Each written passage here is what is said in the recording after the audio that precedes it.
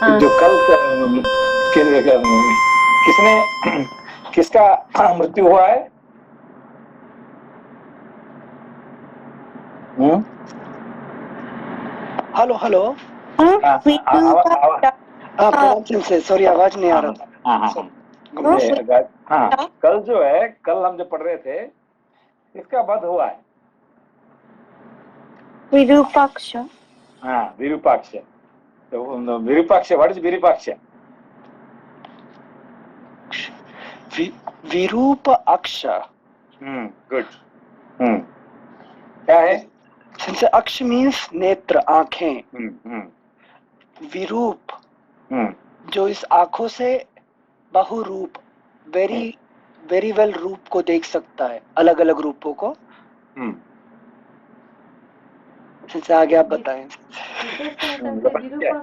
विरूप मतलब मुझे लग रहा है कि विविध रूप और विशेषण रूप। तो विविध रूप जो आंख विविध रूप का देखता है सेंसे, मतलब कि फिलोसॉफिकली हर तरफ से वो आंख, इसको देखना उसको देखना, सिंगल पॉइंटेड नहीं है, वो है क्या? नहीं, विविध रूप मतलब, विविध मतलब क्या होता है कि you are looking from various angle, various direction, various angle, है कि नहीं? तो वेरियस एंगल आप विविध कैसे देखते हैं? संसार को देखने के लिए हमारा क्या होता है कि एक चीज को, ओके, ये अच्छा आदमी, ये बुरा आदमी, ये तो पर्सन इज सेम, तो लोग उसको विविध रूप से उसको वर्णन करेंगे, ठीक है ना? तो संसार को हम देखते हैं कैसे? Through the different eyes, various विविध रूप, ठीक है ना? तो ये क्या है?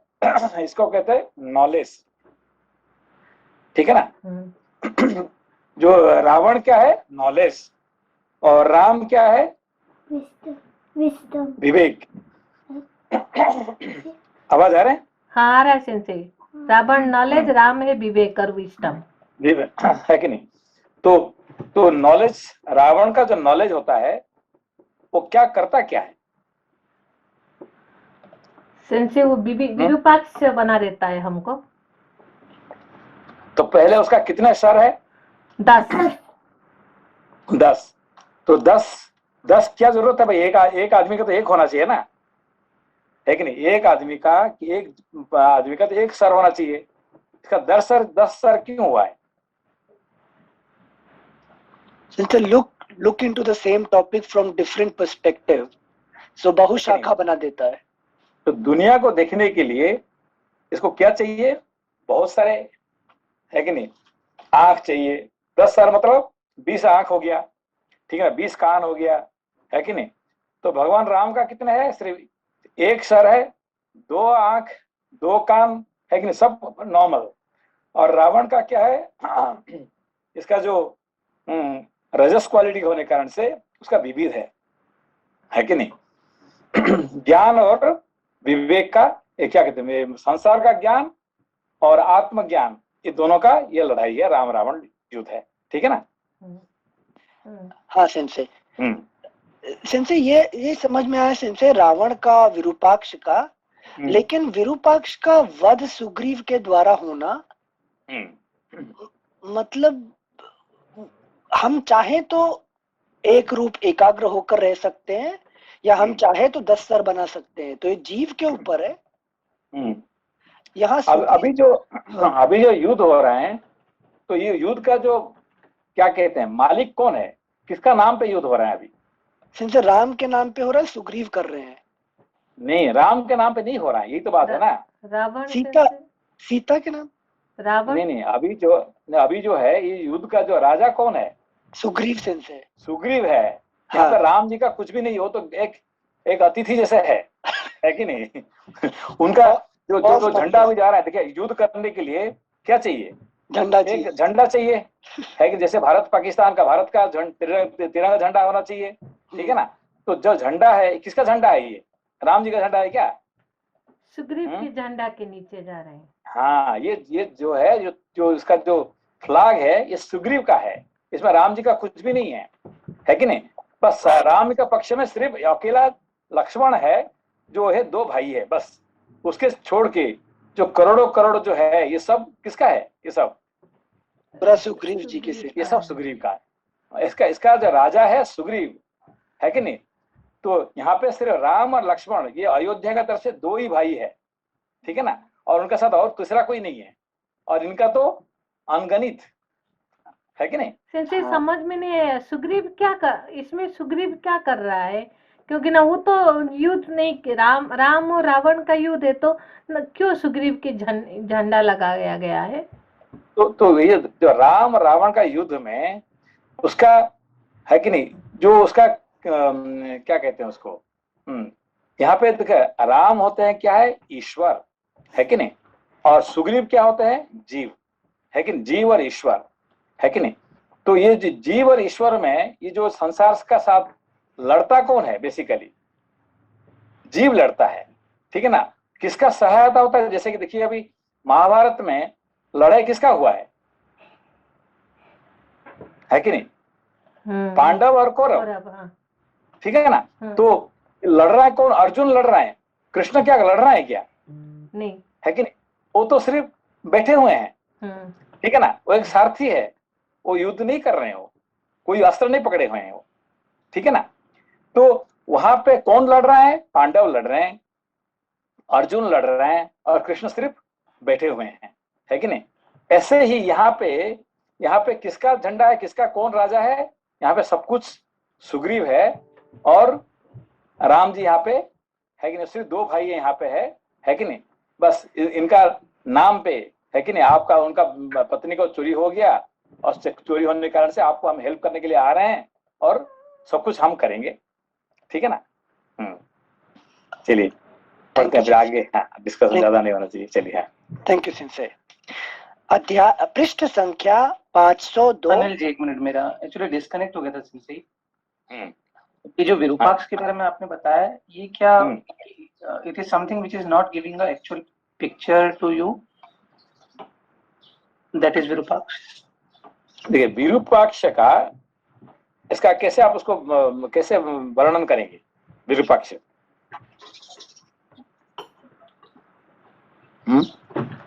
ऐसे कुछ मतलब जैसे उसका वर्बल मीनिंग अगर समझने की कोशिश करें, तो जो रूप नहीं है, मतलब विरूप मतलब जो रूप, जिसका रूप नहीं है, वो विरूप। और अक्ष मतलब जो है आंखें। यहाँ पे आंखें होता है, मगर ये क्या है, आंखें मतलब क्या है, यहाँ पे कर्मेंद्रिय, ज्ञानेन्द्रिय और अंतःकरण, ये सारे आ जाते हैं। आंखें मतलब सिर्फ आंख नहीं है, यहाँ पे आंख, कान, नाक, है कि नहीं, ये जो 5 ज्ञानेन्द्रिय और 4 अंतःकरण, ये 9 का इसको आता है यहाँ पे। ये क्या है, आंख, जब आंख कहते हैं, ये 9 का आ गया है, ठीक है ना जी सर। क्योंकि ये 9 के द्वारा हमको ज्ञान प्राप्ति होता है, ठीक है ना। 5 ज्ञानेन्द्रिय और 4 अंतःकरण के द्वारा हमारे ज्ञान प्राप्ति होता है। इसको सारे को अक्ष का एक अर्थ में कहा गया। और ये सब हमें मिला किसी लिए, मनुष्य जन्म हम प्राप्ति करके हमने जो मिला है आंख, हमें अपने आप को देखने के लिए, अंदर देखने के लिए। अब हम क्या देख रहे हैं अभी, है कि नहीं, बाहर का रूप देख रहे हैं, विविध रूप देख रहे हैं, ठीक है ना। इसको कहते हैं यहाँ पे विरूपाक्ष, विविध बाहर का, संसार का विविध रूप देख रहे हैं, है कि नहीं, तो इसको कहते हैं विरूपाक्ष, ठीक है। जी sensei, thank you sensei. Thank you sensei. पृष्ठ संख्या 502, अध्याय 97तमः सर्गः। सुग्रीव के साथ महोदर का घोर युद्ध तथा वध।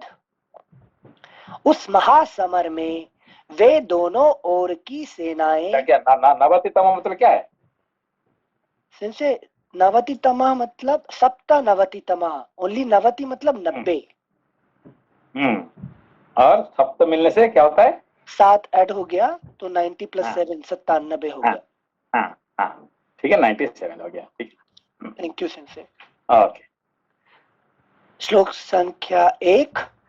उस महासमर में वे दोनों ओर की सेनाएं परस्पर की मार काट से प्रचंड ग्रीष्म ऋतु में सूखते हुए 2 तालाबों की तरह शीघ्र ही क्षीण हो चली।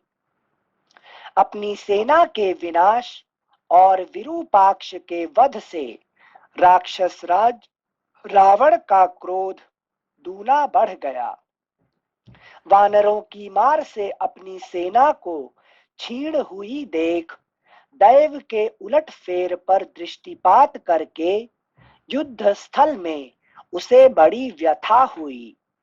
उसने पास ही खड़े हुए महोदर से कहा, महाबाहो, इस समय मेरी विजय की आशा तुम्हारे ऊपर ही अवलंबित है।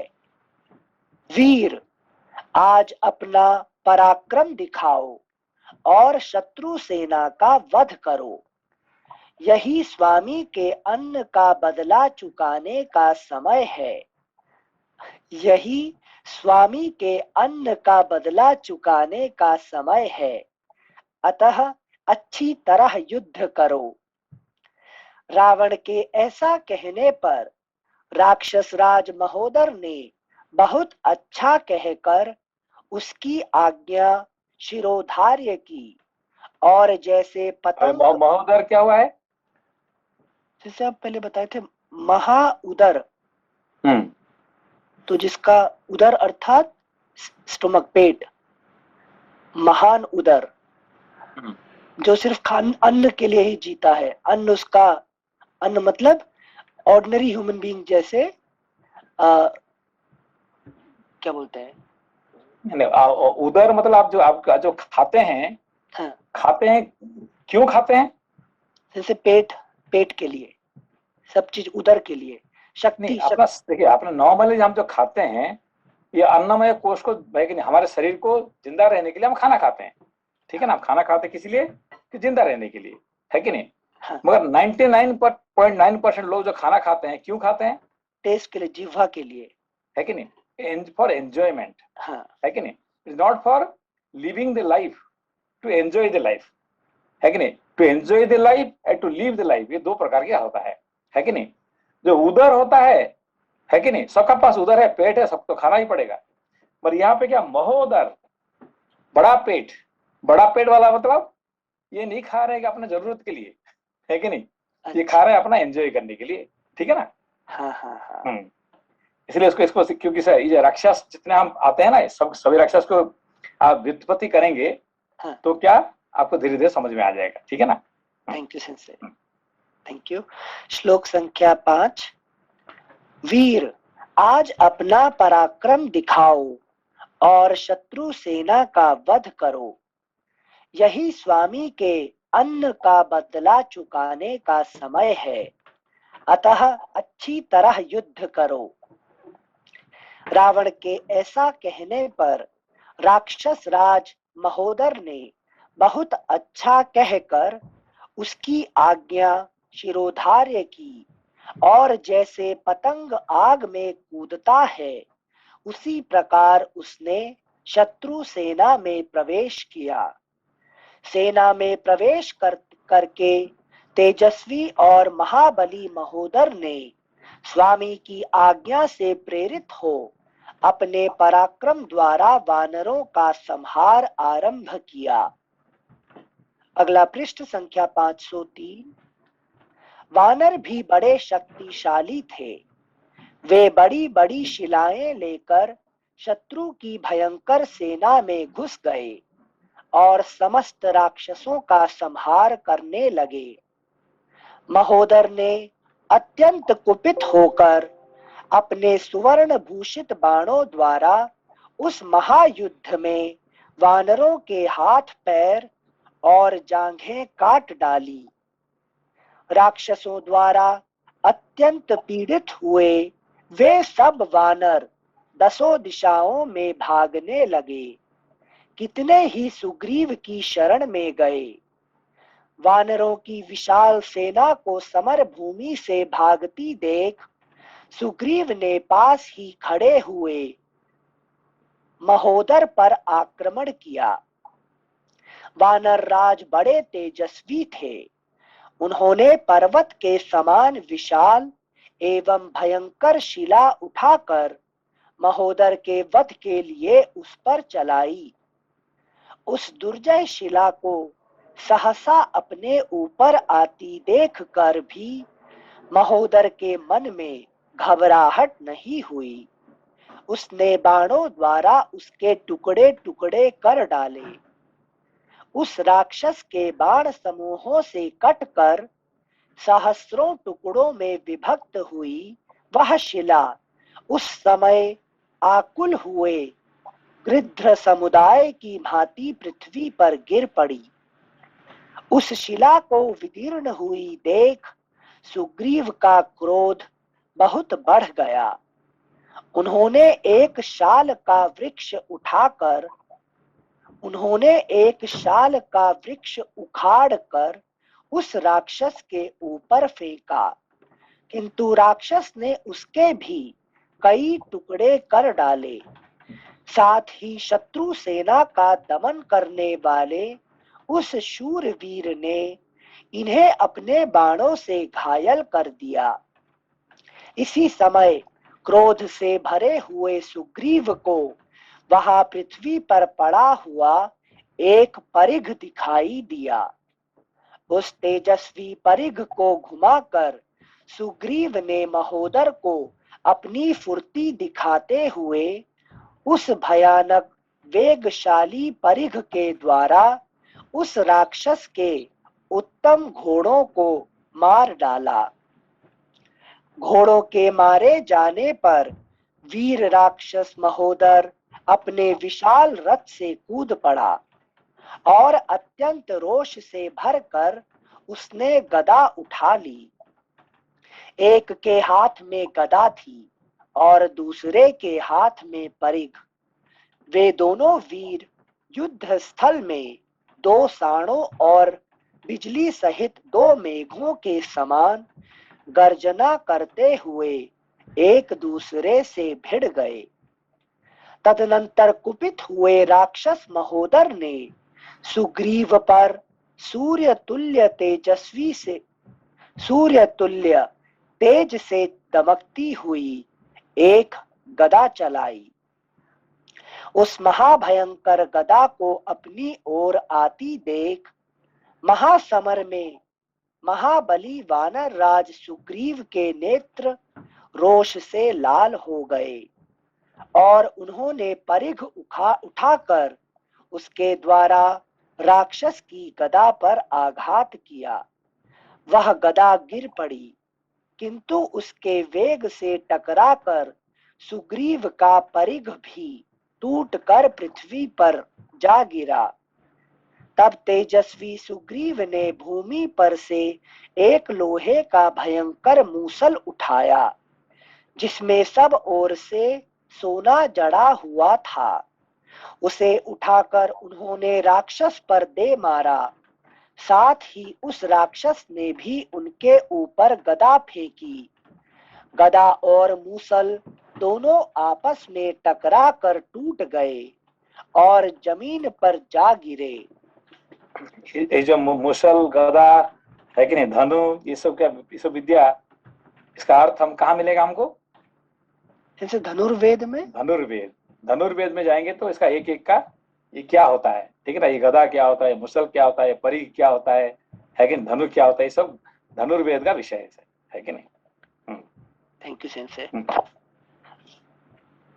अगला पृष्ठ संख्या 504। जी नमस्ते। नमस्ते नमस्ते जी एक प्रश्न है, शायद धनुर्वेद में ही मेरे ख्याल से कवर होगा। जैसे ये सारे आयुधों का बता रहे हैं कि सोने से मड़े हुए थे, तीर सोने से मड़े हुए थे उन्होंने चलाए, तो ये इसका अर्थ क्या है? क्योंकि सोना तो बड़ा कमजोर धातु होती है, तो ये क्यों मरते थे उसे सोने से, कुछ उसमें बताएंगे क्या? देखिए, सोने हम तब लगाते हैं ये दिखाने के लिए। सोने का यहाँ पे सोने को मड़ाने के लिए क्या होता है, उसको दिखाने के लिए है कि जैसे कहते हैं ना कि हाथी का दांत एक होता है कि जो एक दिखाने के लिए, एक खाने के लिए, और दो अलग अलग होता है, ठीक है ना। जो हाथी का एक दांत, जो बड़े बड़े दांत होता है, ये खाने के लिए नहीं है, लेकिन दिखाने के लिए, डराने के लिए, ना तो कोई उसका काम अलग है। और अंदर का जो दांत होता है वो खाने के लिए, ठीक है ना।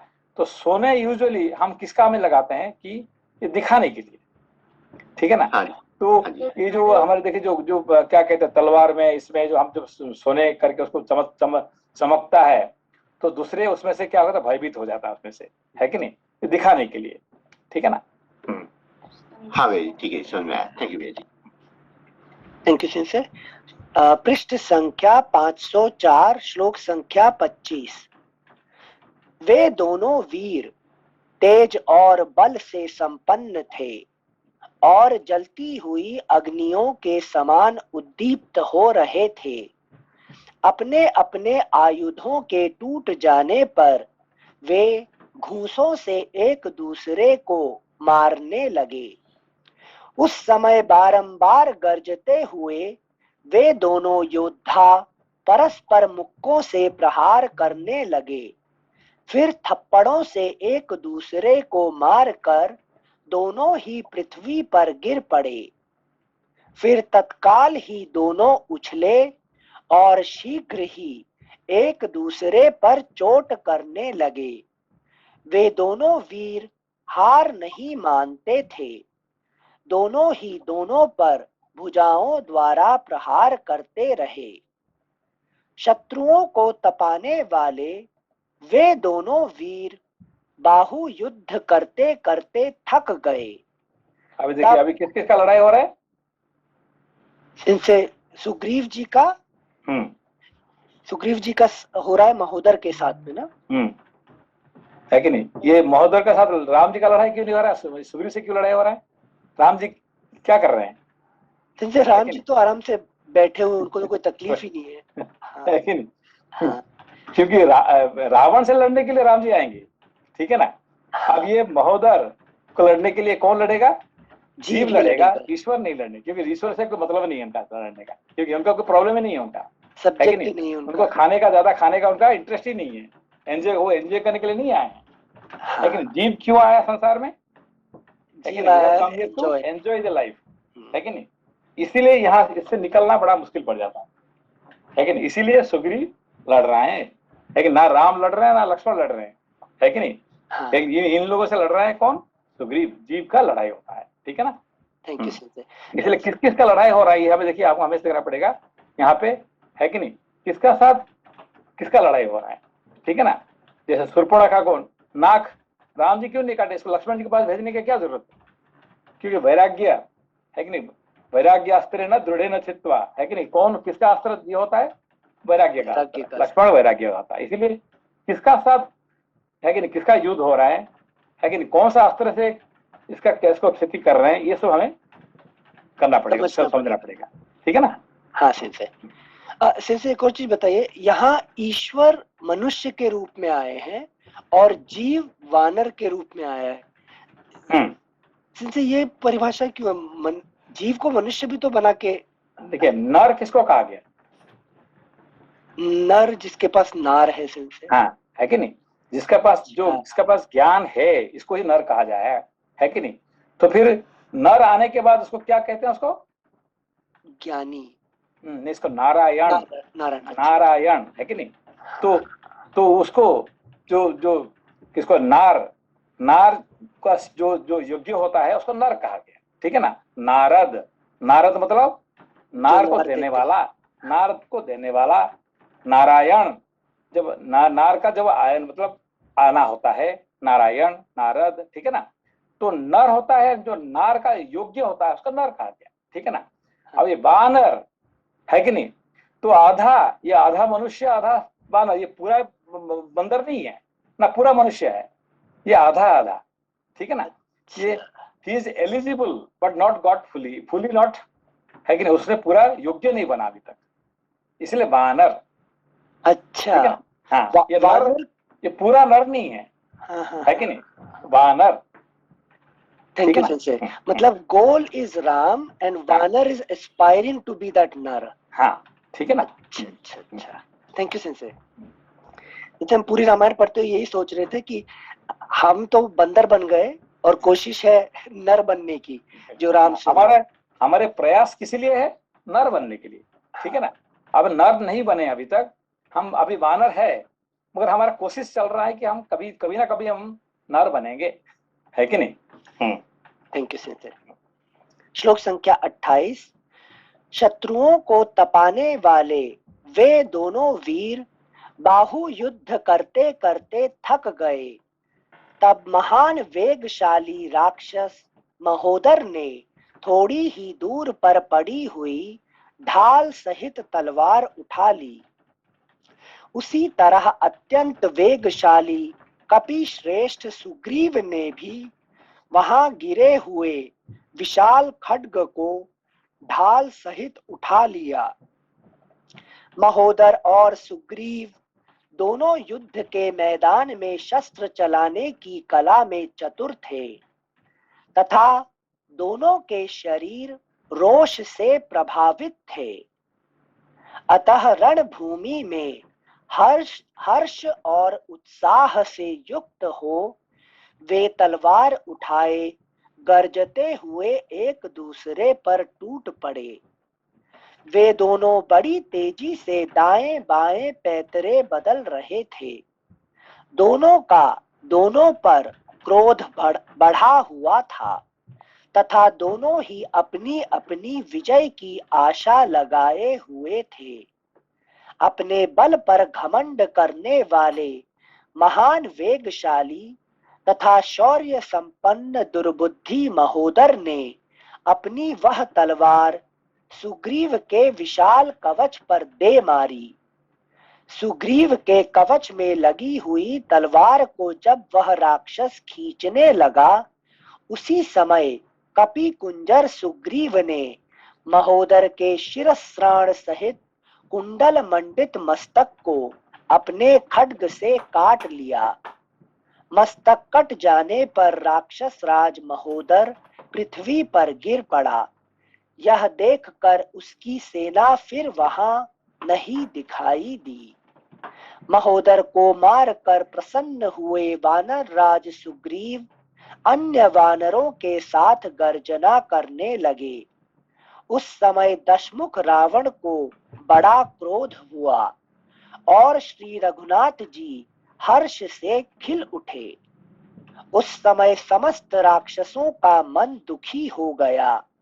उन सब के मुख पर विषाद छा गया और वे सभी भयभीत चित्त होकर वहां से भाग चले। महोदर का शरीर किसी महान पर्वत के एक टूटे हुए शिखर सा जान पड़ता था।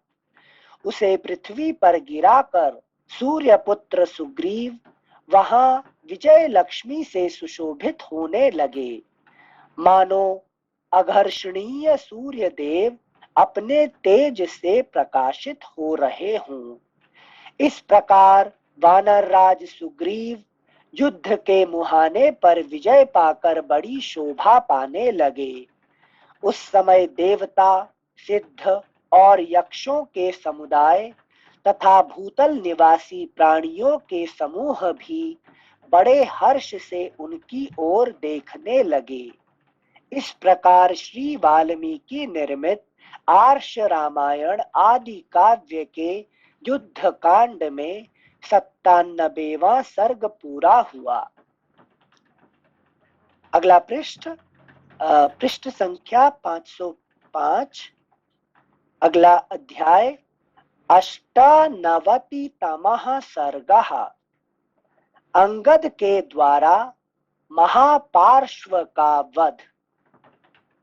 अच्छा, अंगद के द्वारा महापार्श्व का वध। अभी अंगद क्या है? पुरुषार्थ बताते सिंह साहब। पुरुषार्थ है कि नहीं? और महापार्श्व क्या है? महापार्श्व पार्श्व था ना, पार्श्व क्या है? पार्श्व जो साइड में रहता है, ठीक है ना? है कि नहीं? हाँ। तो उसका जो हमेशा उसका किसका साइड में रहता है? ये महापार्श्व या रावण का राइट हैंड, इसको कहता है राइट हैंड, ठीक है ना? तो अंगद किसका राइट हैंड है? सुग्रीव जी का सिंह से। सुग्रीव का। जीव का राइट हैंड है पुरुषार्थ और राक्षस का राइट हैंड क्या है? महापार्श्व, है कि नहीं? ये दोनों राइट हैंड का लड़ाई हो रहा है अभी, है कि नहीं? अंगद वर्सेस महापार्श्व, ठीक है ना? अच्छा सिंह, मतलब रजस का पुरुषार्थ महापार्श्व कहलाया। रजस का देखिए पार्श्व क्या होता है कि जो साइड है कि नहीं, साइड को पार्श्व कहा जाता है। लेकिन महा मतलब जो सबसे जो जो है कि हमेशा उसको अभी अभी जो रावण चाहता था कि इसको मारने के लिए, किसको? राम जी सीता जी को मारना चाहते हैं। अच्छा, तो कौन कहा उसको नहीं मारने के लिए? महापार्श्व ने कहा कि नहीं मारो, तो उसने कहने पर रावण ने नहीं मारा। ठीक है ना? तो रावण किसका बात सुना आखिरी में? महापार्श्व का। कौन रिलायबल बंदा है? Reliable person, the most reliable person. ठीक है ना? नहीं तो फिर उसने तो गया था, मैं आज कम से कम सीता को खत्म कर दूंगा, मार दूंगा, ये तो गया था मारा। वहां महापार्श्व ने कहा नहीं नहीं मत मारो, इसको मारने से कोई फायदा नहीं है कि नहीं? मारना है तो राम को मारो, सीता को मारने की कोई जरूरत नहीं है। ठीक है ना? ये आइडिया किसने दिया उसको? ये महापार्श्व ने, उसका राइट हैंड है। ठीक है ना? Thank you sensei, thank you. और अंगद राइट हैंड किसका है? सुग्रीव जी का। सुग्रीव का है, युवराज है। ठीक है ना? हाँ सेंसे, सुग्रीव जी हर बार अंगद जी की जीव नहीं सुनता है ना, पुरुषार्थ की हर समय, कई बार हनुमान जी की भी सुन लेते हैं। हाँ नहीं, जब एक्चुअली देखो हनुमान जी के बाद कभी सुनते हैं, जाम्बवान का बात कब सुनते हैं, अंगद का बात कब सुनते हैं, ये डिपेंड करता कि वो कॉन्टेक्स्ट का ऊपर। ठीक है ना? आप आपके हमेशा आपका पुरुषार्थ का बात सुनते हैं क्या? नहीं सेंसे, है कि नहीं? अभी आप जब रामायण पढ़ने के लिए आ गए तो पुरुषार्थ का बात सुन लिया, मगर जब ऑफिस में जाते हैं तो किसका बात सुनते हैं? पूरा रजस का ही सपोर्ट लेते हैं। जाम्बवान वहां काम आते हैं। ठीक है ना? हाँ, थैंक यू सेंसे। अंगद के द्वारा महापार्श्व का वध। श्लोक संख्या 1। सुग्रीव के द्वारा महोदर के मारे जाने पर उनकी ओर देखकर महाबली महापार्श्व के नेत्र क्रोध से लाल हो गए। उसने अपने बाणों द्वारा अंगद की भयंकर सेना में हलचल मचा दी। वह राक्षस मुख्य वानरों के मस्तक धड़ से काट काट कर गिराने लगा, मानो वायु वृंत या डंठल से फल गिरा रही हो। मानो वायु वृंत या डंठल से फल गिरा रही हो। क्रोध से भरे हुए महापार्श्व ने अपने बाणों से कितनों की बाहें काट दी और कितने ही वानरों की पसलियां तोड़ उड़ा दी। महापार्श्व की बाण वर्षा से पीड़ित हो बहुत से वानर युद्ध से विमुख हो गए।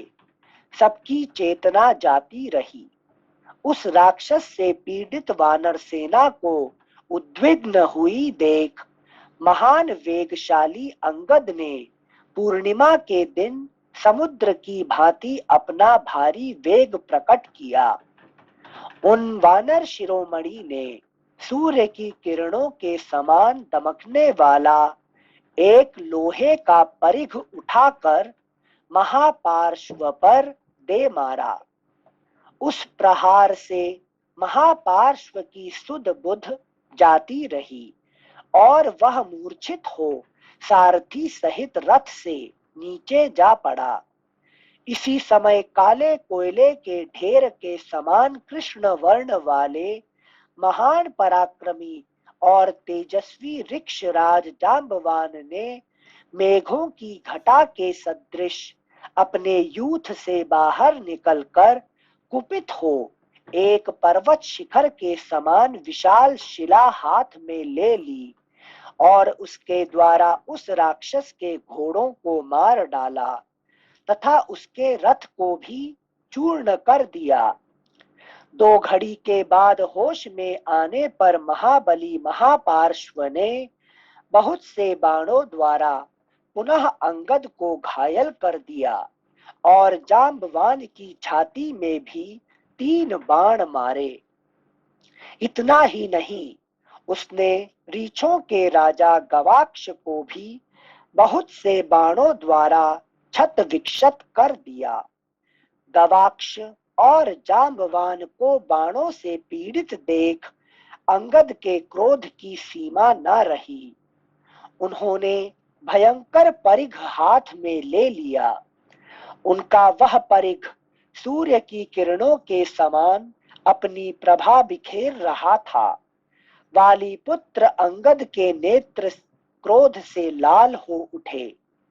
क्रोध से लाल हो उठे थे। उन्होंने उस लोहमय परिघ को दोनों हाथों से पकड़कर घुमाया और दूर खड़े हुए महापार्श्व के वध के लिए वेग पूर्वक चला दिया। बलवान वीर अंगद के चलाए हुए उस परिघ ने राक्षस महापार्श्व के हाथ से बाण सहित धनुष और मस्तक से टोप गिरा दिए। फिर प्रतापी वाली पुत्र अंगद बड़े वेग से उसके पास जा पहुंचे और कुपित होकर उन्होंने उसके कुंडल युक्त कान के पास गाल में एक थप्पड़ मारा। तब महान वेगशाली महातेजस्वी महापार्श्व ने कुपित होकर एक हाथ में बहुत बड़ा फरसा ले लिया। अगला पृष्ठ संख्या 506। उस फरसे को तेल में डुबोकर साफ किया गया था और वह अच्छे लोहे का बना हुआ एवं सुदृढ़ था। राक्षस महापार्श्व ने अत्यंत कुपित हो वह फरसा वाली पुत्र अंगद पर दे मारा। उसने अंगद के बाएं कंधे पर बड़े वेग से उस फरसे का प्रहार किया था, परंतु रोष से भरे हुए अंगद ने कतरा कर अपने को बचा लिया और उस फरसे को व्यर्थ कर दिया। तत्पश्चात अत्यंत क्रोध से भरे हुए वीर अंगद ने, जो अपने पिता के समान ही पराक्रमी थे, वज्र के समान मुट्ठी बांधी। वे हृदय के मर्म स्थान से परिचित थे, अतः उन्होंने उस राक्षस के स्तनों के निकट छाती में बड़े वेग से मुक्का मारा, जिसका स्पर्श इंद्र के वज्र के समान असह्य था। उनका वह घूंसा लगते ही उस महासमर में राक्षस महापार्श्व का हृदय फट गया और वह मरकर पृथ्वी पर गिर पड़ा। उसके मरकर पृथ्वी पर गिर जाने के पश्चात उसकी सेना विक्षुब्ध हो उठी तथा समर भूमि में रावण को भी महान क्रोध हुआ। उस समय हर्ष से भरे हुए वानरों का महान सिंहनाद होने लगा। वह अट्टालिकाओं तथा गोपुरों सहित लंकापुरी को फोड़ता हुआ सा प्रतीत हुआ। अंगद सहित वानरों का वह महानाद इंद्र सहित देवताओं के गंभीर घोष सा जान पड़ता था। युद्ध स्थल में देवताओं और वानरों की वह बड़ी भारी गर्जना सुनकर इंद्रद्रोही राक्षस राज रावण पुनः रोष पूर्वक युद्ध के लिए उत्सुक हो वहां खड़ा हो गया। श्लोक संख्या 26 एक बार फिर से पढ़ रहे हैं। युद्ध स्थल में देवताओं और वानरों की वह बड़ी भारी गर्जना सुनकर इंद्रद्रोही राक्षस रावण पुनः रोष पूर्वक युद्ध के लिए उत्सुक हो वहां खड़ा हो गया। इस प्रकार श्री वाल्मीकि निर्मित आर्ष रामायण आदि काव्य के युद्ध कांड में 98वां सर्ग पूरा हुआ। 59तमः सर्गः। सिंसे इसके लिए आया था ये वर्ड पहले मेघनाथ के लिए, इंद्रजित फुल टाइम, और लास्ट में वो मारा गया और इंद्र के लिए काम करेगा जाके। यहाँ पर रावण का इंट्रोडक्शन कर रहे हैं, इंद्रद्रोही राक्षस राज रावण, मतलब प्रीफिक्स यूज किया। दुनिया में कोई भी कुछ गलत करें इसको इंद्रद्रोही कहा जाता है कि नहीं? यहाँ पे रामद्रोही नहीं कहा जाएगा, विष्णु द्रोही नहीं कहा गया, शिव द्रोही नहीं कहा जाएगा। इसको हमेशा किसका द्रोही है कि नहीं? इंद्रद्रोही है कि नहीं? तो देश में कोई भी गलत करता है तो उसको राजद्रोही कहा जाएगा, ठीक है ना, क्योंकि देश में सबसे बड़ा कौन है, राजा है, और उससे बड़ा भी कौन है, ऋषि मुनि देवता तो है ही है, मगर उनका नाम नहीं आएगा, है कि नहीं। इसको क्या कर, राजद्रोही, you are doing wrong for the government, ठीक है ना। तो यहाँ पे राजा कौन है, इंद्र, सबसे इंद्र है, ठीक है ना, इसलिए हर बार इंद्रद्रोही कहा जाएगा, है कि नहीं। वो रामद्रोही नहीं कहा जाएगा, शिवद्रोही नहीं कहा जाएगा, कृष्णद्रोही नहीं कहा जाएगा, ठीक है ना। ये पांडव का शत्रु, ये कौन है, कौरव कौन है, पांडव का शत्रु, कृष्ण का शत्रु नहीं कहा जाएगा, ठीक है ना। असली में कृष्ण लड़ रहे हैं, कृष्ण आए यहाँ क्यों आए, इसको खत्म करने के लिए, उनका काम है यदा धर्म से, वो क्यों आए यहाँ पे, पांडव को बहाना बना के, है कि नहीं। तो वो काम करने के लिए वो आए हैं, मगर उनका शत्रु कभी नहीं कहा गया, ठीक है ना। काम उनका हो रहा है, मगर नाम किसका, नाम पांडव का, ठीक है ना। यहाँ पे किसका नाम, इंद्र का नाम हो रहा है हर जगह, इंद्र का नाम, नहीं तो नीचे नहीं, ऊपर इंद्र का नाम और नीचे सुग्रीव जी का नाम, सुग्रीव जी का, है कि नहीं। यहाँ पे अयोध्या का फ्लैग नहीं चल रहा है, यहाँ पे सुग्रीव का फ्लैग चल रहा है, ठीक है ना, ये देखना पड़ेगा। Thank you sensei. तो इसलिए हमेशा देखिए अभी इंद्रद्रोही है कि नहीं, हमेशा इंद्र का ही नाम आएगा, इंद्रजीत, इंद्रद्रोही, हाँ, हमेशा इंद्र का ही नाम आएगा, है कि नहीं, यहाँ पे और किसी का नाम नहीं आएगा। Thank you sensei. श्लोक संख्या 26 एक बार फिर से पढ़ते हैं। सॉरी अनुज जी, नमस्ते सेंसे। नमस्ते नमस्ते। सेंसे इन ऊपर इंद्र का नाम आएगा, मतलब जो इंद्र हैं उनका नाम आएगा कि मतलब जैसे इंद्र चेंज होते हैं तो बलि आएंगे कभी, तो उनका नाम आएगा कि मतलब बाय डिफॉल्ट जो इंद्र के पोजीशन पे हैं उन्हीं का नाम आएगा? नहीं, अभी देखिए, अभी जो इंद्र का नाम क्या है, अभी इंद्र जो है वो पुरंदर है, ठीक है ना। अब पुरंदर द्रोही नहीं आएगा, है कि नहीं। अभी राजा जो है उनका अभी मोदी द्रोही नहीं कहा जाएगा, इसको क्या कहा जाएगा, मोदी तो अभी बैठे हुए यहाँ पे, ठीक है ना, अभी मोदी द्रोही नहीं कहा जाएगा, ठीक है ना। ये किसको क्या कहा जाएगा कि ये देश राजद्रोही कहा जाएगा, लेकिन जो भी राजा में बैठता है तो इसको कहा गया इंद्रद्रोही, पुरंदर द्रोही नहीं कहा जाएगा। अभी जो इंद्र है उसका नाम है पुरंदर, ठीक है ना। अब उनका नाम ही नहीं आएगा, पुरंदर जाने के बाद आएगा कौन, है कि नहीं, बलि, यहाँ पे लेकिन बलि आएंगे तो वो उनका नाम नहीं होगा, हमेशा इंद्रद्रोही कहा जाएगा, पोजीशन, हाँ, पोजीशन की बात, ठीक है ना। Thank you sensei. Thank you sensei. श्लोक संख्या 26 एक बार फिर से पढ़ रहे हैं। युद्ध स्थल में देवताओं और वानरों की वह बड़ी भारी गर्जना सुनकर इंद्रद्रोही राक्षस राज रावण पुनः रोष पूर्वक युद्ध के लिए उत्सुक हो वहां खड़ा हो गया। इस प्रकार अभी देखिए, अभी आप पढ़ रहे थे ना, क्या पढ़ रहे थे कि भगवान विष्णु जो आते हैं, विष्णु अभी बड़े हुए हैं, उनका नाम चलेगा कि इंद्र का नाम चलेगा, जब उपेंद्र बन के आना पड़ेगा वहां। हाँ, भगवान को भी उपेंद्र बन के आएगा, उनका नीचे बैठेंगे, है कि नहीं। भगवान विष्णु भी, है कि नहीं, और वो इंद्र का आसन पे नहीं बैठेंगे, उनका नीचे बैठेंगे, ठीक है ना, यही बात है।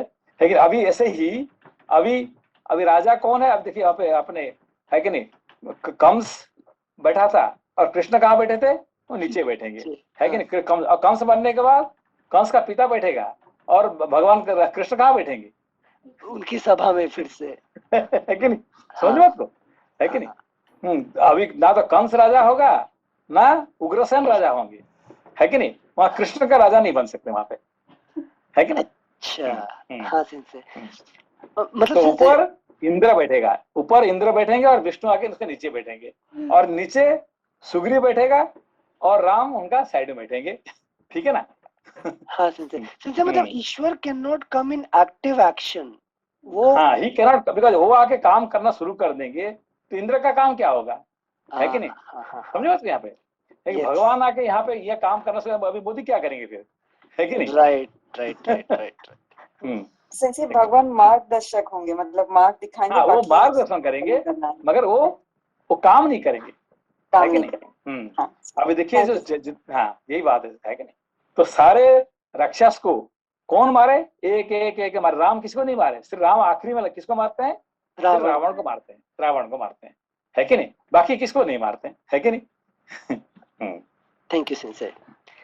इस प्रकार श्री वाल्मीकि निर्मित आर्ष रामायण आदि काव्य के युद्ध कांड में 98वां सर्ग पूरा हुआ।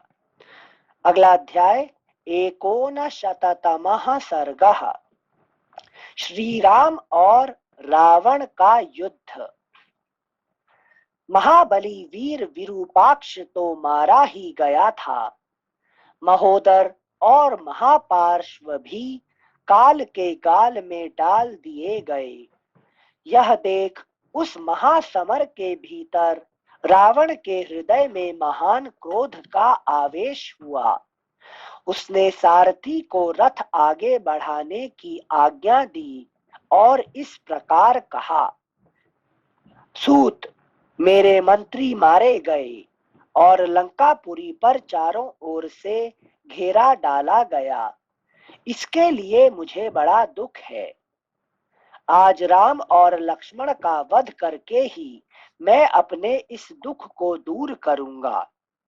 रणभूमि में उस राम रूपी वृक्ष को उखाड़ फेंकूंगा जो सीता रूपी फूल के द्वारा फल देने वाला है, तथा सुग्रीव, जांबवान, कुमुद, नल, द्विविद, मैंद, अंगद, गंधमादन, हनुमान और सुषेण आदि समस्त वानर यूथपति जिसकी शाखा प्रशाखाएं हैं।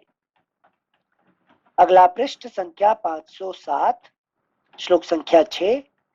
ऐसा कहकर महान अतिरथी वीर रावण अपने रथ की घरघराहट से 10 दिशाओं को गुंजाता हुआ बड़ी तेजी के साथ श्री रघुनाथ जी की ओर बढ़ा। रथ की आवाज से नदी, पर्वत और जंगलों सहित वहां की सारी भूमि गूंज उठी, धरती डोलने लगी और वहां के सारे पशु पक्षी भय से थर्रा उठे। उस समय रावण ने तामस, फुटनोट, इस अस्त्र का देवता तमोग्रह राहु है, इसलिए इसको तामस कहते हैं। फुटनोट एंड्स, श्लोक संख्या 8। उस समय रावण, अभी कहाँ पढ़े थे तामस?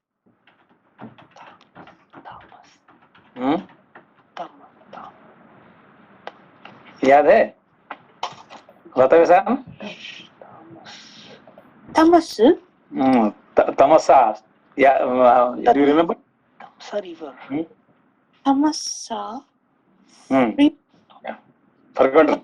Tamasa, Tamasa, Tamasa. There's a river called Tamasa River. Tamasa. After that, everybody slept. Everybody slept. So Ram, Lakshman, Sita, only 3 they went away. yes, They could escape. They could escape to the forest because everybody slept. Okay. That's where Lakshman, what he said? From today onwards, I am not going to sleep. If I sleep, Ram will escape. Okay. escape from me. So this is the same. There Tamasa and here is a Tamas. Okay. Arigato. Thank you sensei. श्लोक संख्या 8। उस समय रावण ने तामस नाम वाले अत्यंत भयंकर महाघोर अस्त्र को प्रकट करके समस्त वानरों को भस्म करना आरंभ किया। सब ओर उनकी लाशें गिरने लगी, उनके पांव उखड़ गए और वे इधर उधर भागने लगे। इससे रणभूमि में बहुत धूल उड़ने लगी। वह तामस अस्त्र साक्षात ब्रह्मा जी का बनाया हुआ था। लेकिन ये जो है 3 अस्त्र क्या क्या है? रजस, तमस, सत्व, ये 3 अस्त्र ब्रह्मा जी का बना हुआ है। ठीक है ना? अच्छा, हाँ सिंसे, थैंक यू सिंसे। इससे वो क्या करते हैं? सारे दुनिया को कंट्रोल करते हैं, ये मोह में डालते हैं। 3 में है कि 3 अस्त्र है। क्या क्या 3 अस्त्र? कैसे कैसे ब्रह्मा जी क्या करते हैं ये 3 अस्त्र से? सिंसे सृष्टि का संचालन करते हैं मोह में बांध के।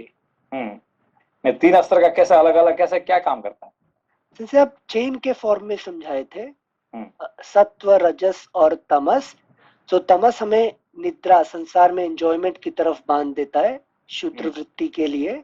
रजस हमें एक्शन के थ्रू बांध देता है, और सत्व हमें नॉलेज के थ्रू बांध देता है। सुख सुख सुख है कि नहीं? हाँ, एक सुख से, एक कर्म से, दूसरे तीसरा है आलस्य, निद्रा आलस्य से, ठीक है ना, वो बांध देते हैं, है कि नहीं? इससे जीव क्या कर बन जाता है। Thank you sensei. श्लोक संख्या 9। और सेंसे जो इससे अतीत हो जाए वो गुणातीत। हाँ, वो गुणातीत है कि नहीं? सेंसे। श्लोक संख्या 9। उनके पांव उखड़ गए और वे इधर उधर भागने लगे, इससे रणभूमि में बहुत धूल उड़ने लगी। वह तामस अस्त्र साक्षात ब्रह्मा जी का बनाया हुआ था, इसलिए वानर योद्धा उसके वेग को सह ना सके।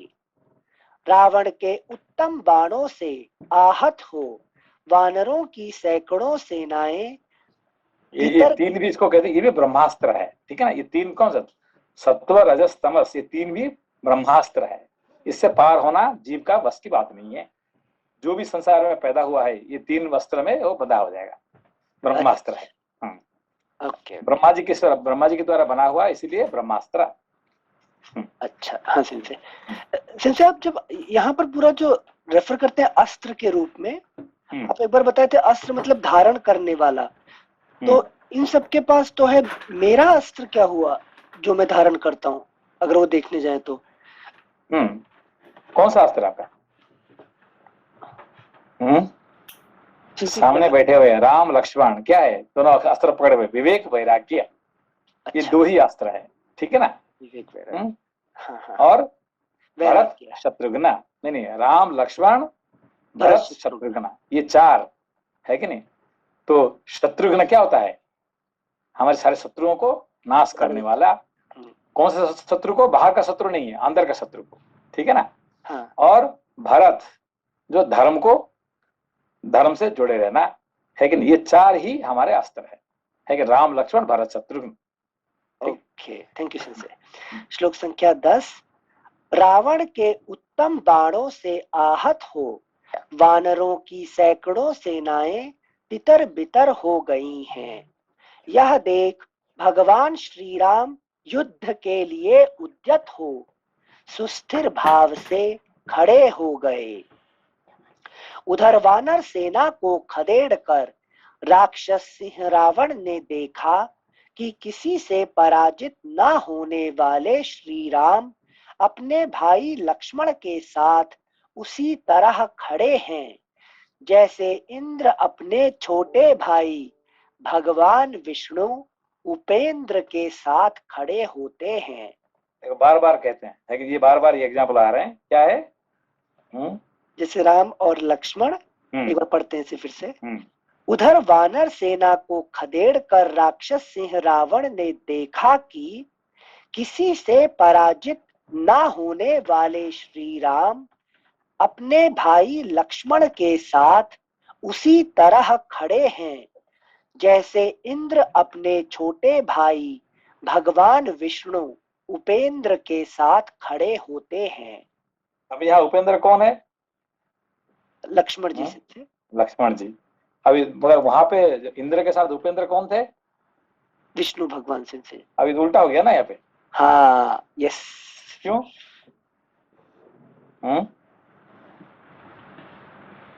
क्यों?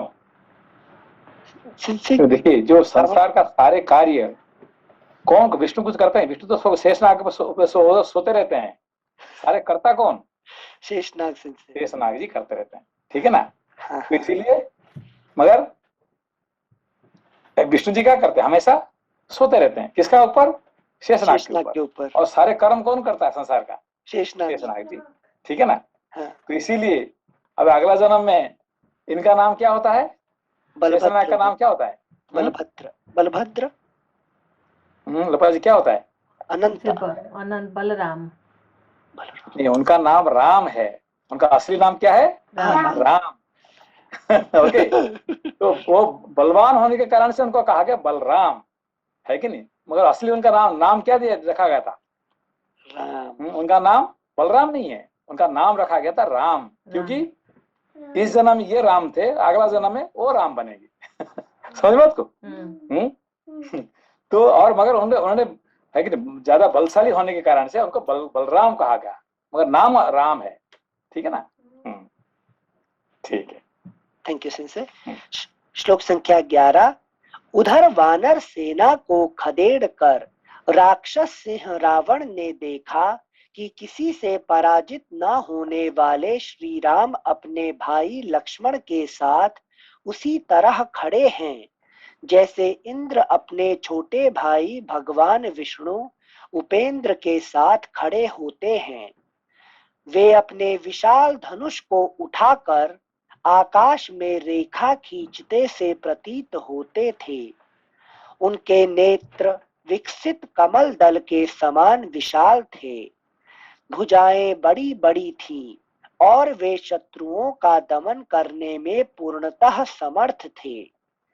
तदनंतर लक्ष्मण सहित खड़े हुए महातेजस्वी महाबली श्री राम ने रणभूमि में वानरों को भागते और रावण को आते देख मन में बड़े हर्ष का अनुभव किया और धनुष के मध्य भाग को दृढ़ता के साथ पकड़ा। उन्होंने अपने महान वेगशाली और महानाद प्रकट करने वाले उत्तम धनुष को इस तरह खींचना और उसकी टंकार करना आरंभ किया मानो वे पृथ्वी को विदीर्ण कर डालेंगे।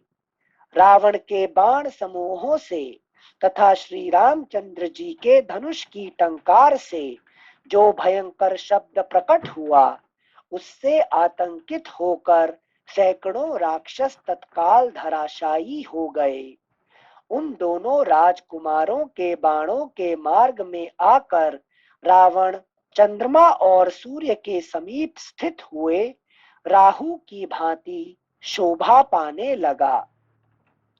लक्ष्मण अपने पैने बाणों के द्वारा रावण के साथ पहले स्वयं ही युद्ध करना चाहते थे, इसलिए धनुष तान कर वे अग्नि शिखा के समान तेजस्वी बाण छोड़ने लगे। धनुर्धर लक्ष्मण के धनुष से छूटते ही उन बाणों को महातेजस्वी रावण ने अपने सहायकों द्वारा आकाश में ही काट गिराया। वह अपने हाथों की फुर्ती दिखाता हुआ लक्ष्मण के एक बाण को एक बाण से, 3 बाण को 3 बाण से और 10 बाणों को उतने ही बाणों से काट देता था। समर विजयी रावण सुमित्रा कुमार को लांघकर रणभूमि में दूसरे पर्वत की भांति अविचल भाव से खड़े हुए श्री राम के पास जा पहुंचा। अगला पृष्ठ संख्या 508। श्री रघुनाथ जी के निकट जाकर क्रोध से लाल आंखें किए राक्षस राज रावण उनके ऊपर बाणों की वृष्टि करने लगा।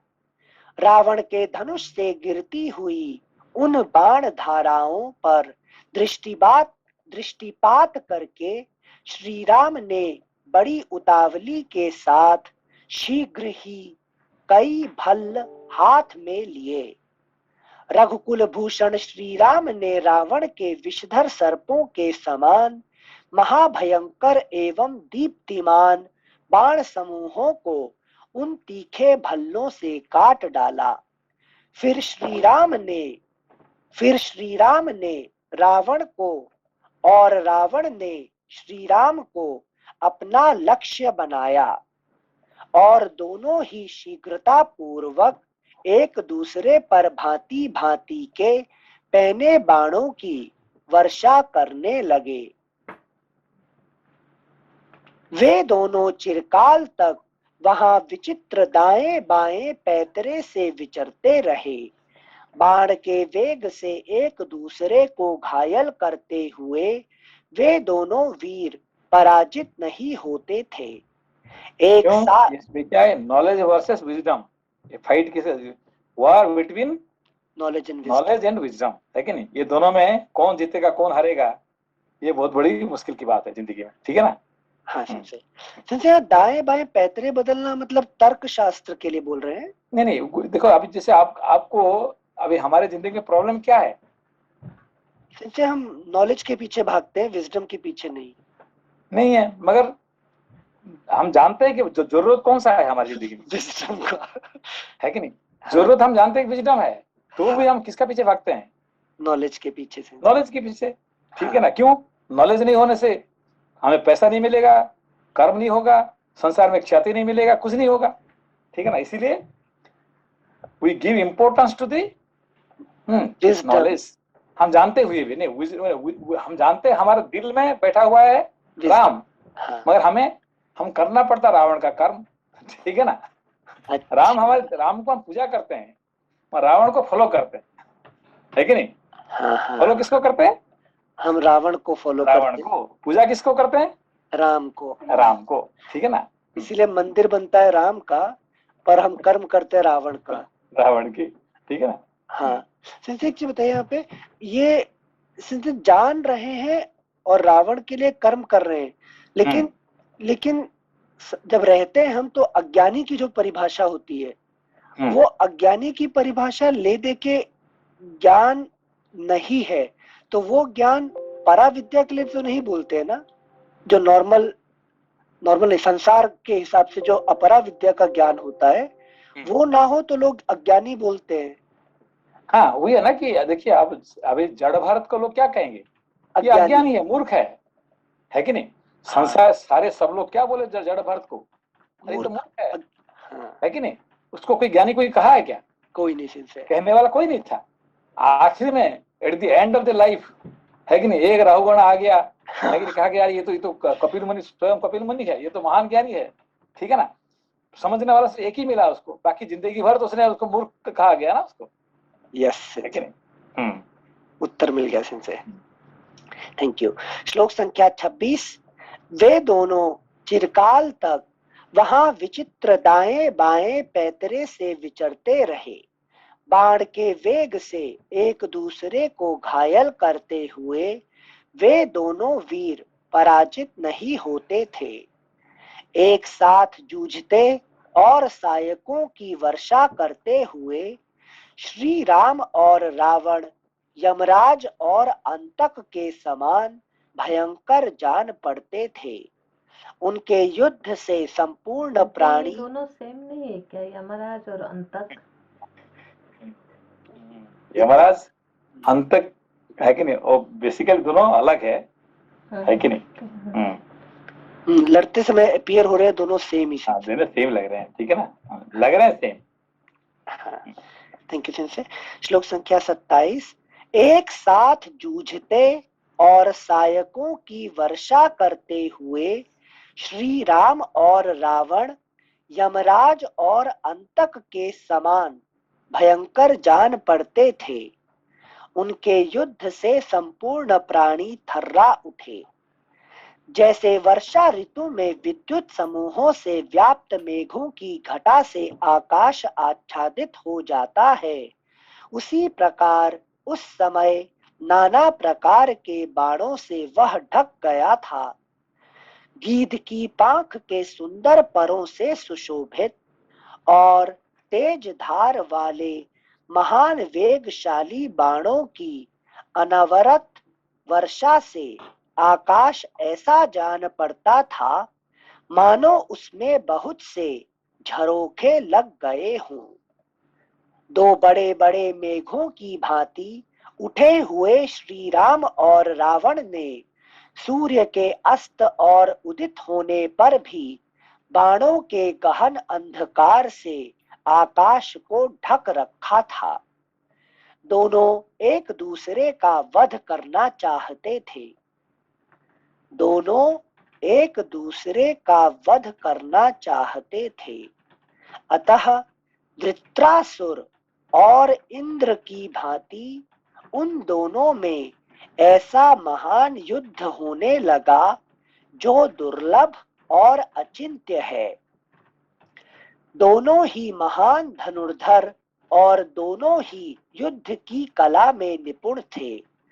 दोनों ही अस्त्र वेत्ताओं में श्रेष्ठ थे। अतः दोनों बड़े ही उत्साह से रणभूमि में विचरने लगे।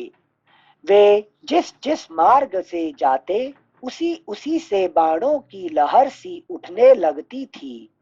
ठीक उसी तरह जैसे वायु के थपेड़े खाकर दो समुद्रों के जल में उत्ताल तरंगे उठ रही हों।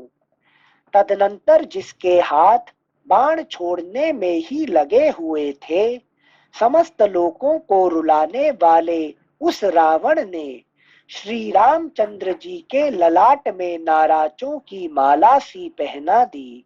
क्या कहा गया? जो रुलाने वाला समस्त श्लोक 34 श्लोक क्या है? रावणः लोक रावणः, ठीक है ना, है कि नहीं? क्या कह रहा? रावणो लोक रावण। ये रावण का क्या परिभाषा क्या है? रावण क्या कौन है? जैसे लोगों को रुलाने वाला, जो खुद रोता रहता है और दूसरे को रुलाता रहता है। ये दोनों का, ये खुद भी रोता है और दूसरे को रुलाता है, ये इसे रावण कहते हैं, है कि नहीं? जैसे पप्पू। श्लोक संख्या 34। तदनंतर जिसके हाथ बाण छोड़ने में ही लगे हुए थे, समस्त लोगों को रुलाने वाले उस रावण ने श्री रामचंद्र जी के ललाट में नाराजों की माला सी पहना दी। भयंकर धनुष से छूटी और नील कमल दल के समान श्याम कांति से क्या कहा क्या कि नाराजों की माला से पहना दी, मतलब क्या है? जैसे तीर सब जगह, तो माला से क्यों पहना इसको? जैसे क्योंकि वो रावण जो बाण चला रहा है अपने हिसाब से तो वो शस्त्र से अटैक कर रहा है, पर राम जी उसे माला समझकर पहन रहे हैं। हाँ, ये राम के लिए ये माला है, ठीक है ना। हमारे लिए ये दुख की कारण है, हमें रुलाने वाले हैं, और राम जी के लिए ये माला है कि नहीं? है कि नहीं? तो भगवान विष्णु क्या करते? संसार को चलाते हैं, हम भी चलाते हैं अपना फैमिली, हम भी चलाते हैं हमारे देश को, हम रो रो के चलाते हैं, और वो हंस हंस के मुस्कुराते हुए चलाते हैं दुनिया को, है कि नहीं? समझा कोई? हम जब चलाते हैं हमारा फैमिली, हमारा राज्य, हमारा सोसाइटी, हम क्या करते हैं? रो रो के नहीं रो रो के है कि नहीं?